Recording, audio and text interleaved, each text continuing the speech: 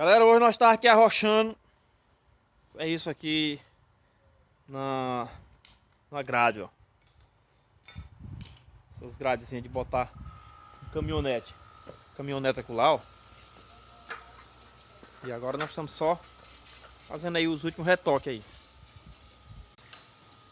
Os últimos retoques de pintura aí. Foi feito aqui não, nós estamos só ajeitando ela, fazendo uma adaptação para colocar lá na D10 ali, ó. Aquela D10 lá, não é a nossa não. A nossa tá lá na outra casa acolá, para não pegar chuva. Aqui não tem onde botar. Nós tava botando essas peças aqui, ó.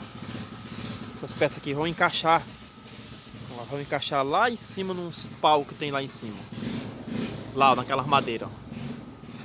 Viu? E estamos usando aqui nosso compressorzinho. Sempre mostro pra vocês como o compressorzinho é bom. É o mesmo aí, ó.